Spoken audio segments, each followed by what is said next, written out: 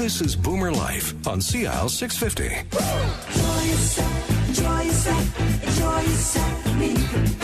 Enjoy yourself, enjoy yourself, enjoy yourself with me.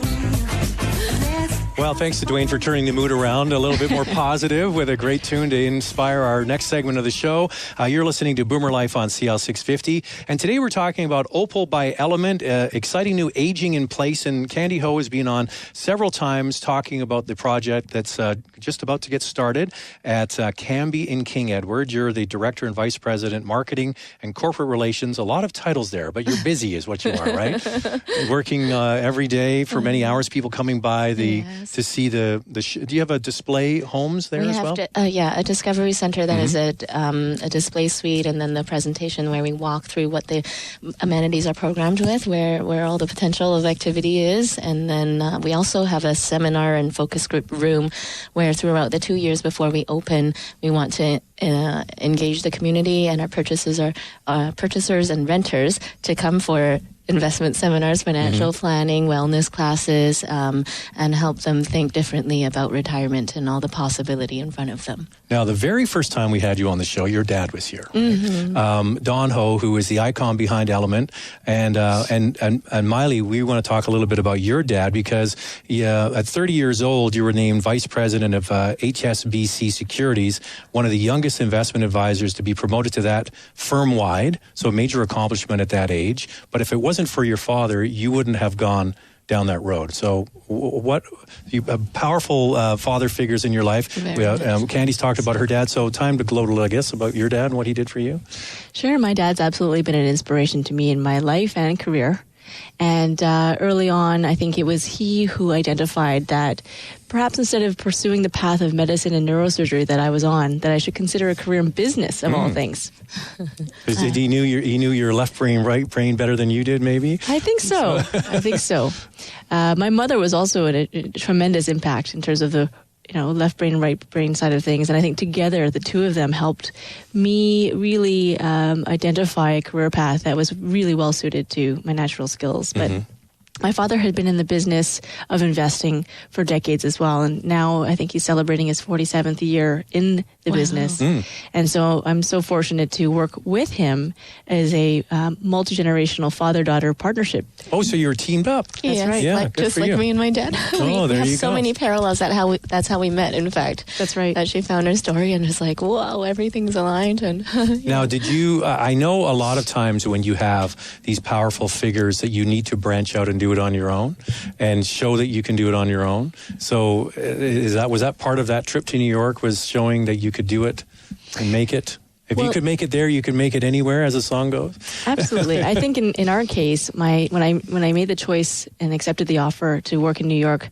my father would say that he thought his plan backfired. Oh, because you were going to leave, right? That's right. Yeah. And I actually initially had no plans to ever come back to Vancouver, but I'm very grateful for the opportunity to come back and build a family and foundation and business with my father here locally in Vancouver, where we serve multi-generational clients and help them achieve what I call a work optional life. It's basically a lifestyle where they have the freedom and flexibility to live to their highest purpose and potential without the financial restrictions of having to go to work every day. Instead, they have a investment pool or a portfolio of capital that they can use to generate cash flow to sustain their lifestyle, very active lifestyle. And it's particularly exciting because nowadays so many of our clients are enjoying a very active, robust, engaging lifestyle where in retirement beyond. They're in technically retirement, but it's the most exciting phase of their life so far. You've actually got time to do the things you didn't have to do when you were raising kids and working every day, right? That's right. All right. So you have an endowment fund. Tell us about that. Or you work on an endowment fund at UBC? That's right. So I was fortunate early in my career to have been selected to participate as a portfolio manager for an endowment fund for the University of British Columbia. And that endowment fund does support some of the resources for the university. So they have a pool of capital that they put to work so that they can do things at the university that they want. That's right. That's right. And every year there are graduates of the program, and we're fortunate now that there are graduates all around the world. And a lot of us stay very well connected and in touch. And it creates this global network of comrades, colleagues. Do you still have connection with the fund? The UBC fund? Yes, I do. You know, I'm actively volunteering, giving back time to either mentor students, mentor graduates, particularly helping young women who are looking to create a career in business, men and women. But oftentimes, you know, it's a very male-dominated industry. So I love to be able to provide either leadership or potentially introduce them to other role models in the industry. Do you have a different sort of I won't say, I'll say kind of pitch or a discussion you have with the women versus men, because men have often more risk takers. Women are maybe a little, I'm generalizing here, maybe a little bit more conservative. Is there, because you're a woman and you're in the investment business, is there a different conversation with the different genders, do you find?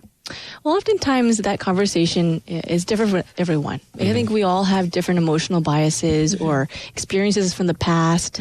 Earlier we were talking about some of the people we encounter who lived in the Depression era, and they naturally think they need to hold on very tightly to their money.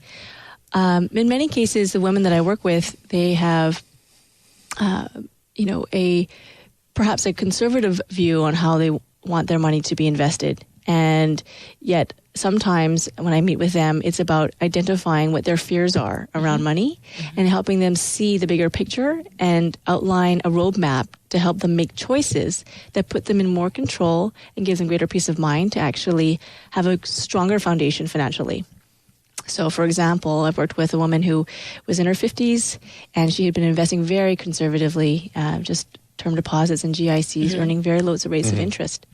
And her struggle or her dilemma was that she wasn't able to really generate enough income from that.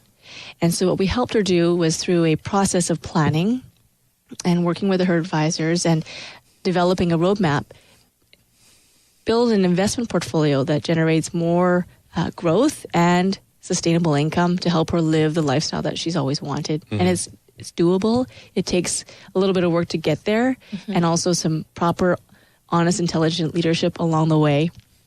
But I'm really pleased to say that she's, a very happy individual that's living a work optional life. So it's greater than she had ever imagined before. Absolutely. Yeah. I guess you have here the emotional fog of investing. And a lot of people, I think, don't even know where to start. I think that's probably the biggest thing. Or they're afraid and they don't feel comfortable, but they need to align themselves with somebody that they can trust. So what is your advice to people listening today about planning for their retirement so they can have the cash flow in order to afford to maybe live in a multi-generational complex and development like OPAL by Element? So what's your advice to them if there's a fog around investing? Well, there's a roadmap that we created called the Smart Risk Investing Roadmap. That's a simple roadmap consisting of 5 guideposts. We call them the 5 Ps. The 5 Ps. So the first P is purpose. Identify your why and what you really want to achieve with your money, and whether it's a legacy, whether it's funding your retirement, perhaps even bigger.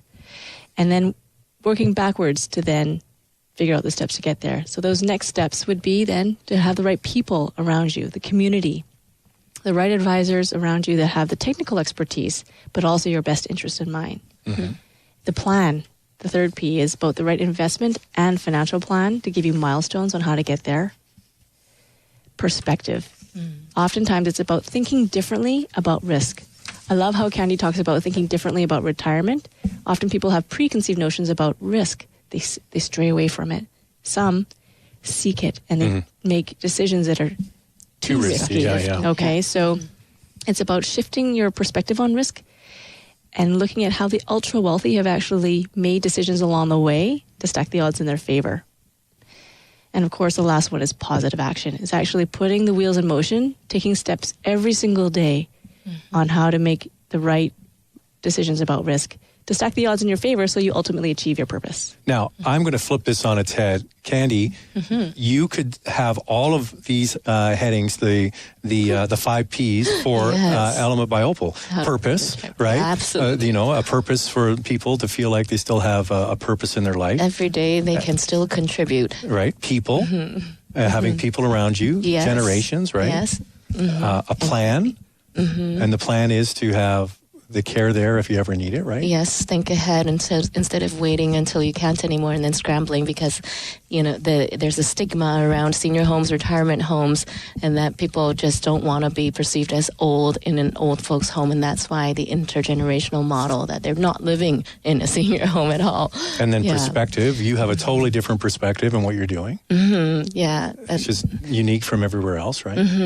That retirement is into a stage when you've stopped working, when you're not contributing anymore, when you are a burden to society, is completely untrue, because just like what Maili went through, all the life experiences that they've accumulated, they have so much to share, so much wisdom to pass on. It hurts me to think that they think they're a burden to society and cannot continue to contribute.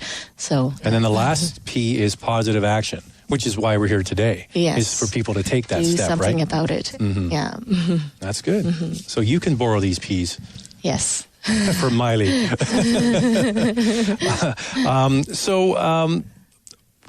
When do people typically come to a financial advisor? When they really, what age? I mean, the smart ones start early, but do you get people coming exasperated, don't know what to do at a certain milestone in life? Is there some sort of trend there where people feel like they don't know what to do and they turn to somebody like yourself? First of all, I say it's never too early to start. I mean, we start with some of our clients' children or grandchildren to get them on the right framework and the right roadmap. The earlier you can start making good financial decisions, obviously the payoff is way better. But oftentimes in reality, it's either when people reach a milestone, say 10 to 15 years to retirement, and they start seeing this looming time, and they realize that they're either frustrated and tired with lack of results, or they feel exasperated, confused about what to do differently. And they need to make a change from their behavior or their emotional state, and they're looking for help. They're really looking for, I would say, an honest, intelligent process to help them continue navigating the twisty turns of the markets and the uncertainty of the environment, because that's life, right? There's always uncertainty out there, but our whole approach is all about having a very systematic process for making decisions using both the art and science of the information that we have out there, right? And being able to continually make good, calculated risk decisions to stack the odds in your favor towards success. So I think what I like about Maili's approach too is that often I think people don't want to entrust their money with people that they don't feel a relationship with people that are kind of take a very numerical clinical distance kind of approach. Whereas I know Maili, like who she is, she cares about people so deeply. She listens to their stories. They understand everything about what drives them and what is important to them in their life. So if you're a portfolio manager, are you what sort of level of clients do you take on? Or are you a wealth management division? How is it that you have different levels for people depending on what they have to invest, right? Sure. With inside Wood Gundy for sure. Yes. So as a portfolio manager, we have a very high level of licensing. It allows us to work with clients who have sophisticated needs. They're typically busy, successful people who really care about having their money work for them in the most optimized fashion. They care about financial planning, tax savings, cash flow, really creating a way to make their legacy achievable and cascading their values across the generations. So, there's different levels of service that can be provided at different levels of the different wealth management companies.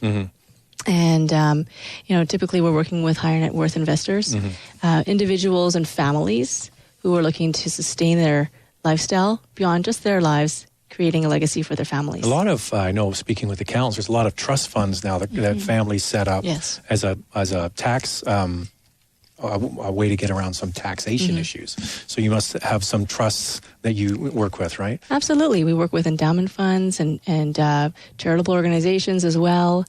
I think a lot of where the demographics are looking towards us, they're really seeking, as Candy said, a team of advisors or an advisor who can help them make decisions along the way so they feel confident in their ability to have the sustainable cash flow to live the lifestyle they want.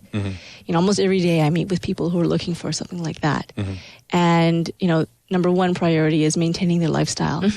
and being able to know that they have the sustainable cash flow to do so. Maintaining or improving their lifestyle beyond what they would have imagined possible for themselves, because some people have limiting thoughts about what they're able to do. All right, we're going to take a quick break. Maili Wong, Vice President, Investment Advisor, Portfolio Manager with CIBC Wood Gundy, and Candy Ho is here from OPAL by Element, and we're going to talk more about investing and retirement next on Boomer Life on CL 650. Celebrating the baby boomer lifestyle. This is Boomer Life on CL 650.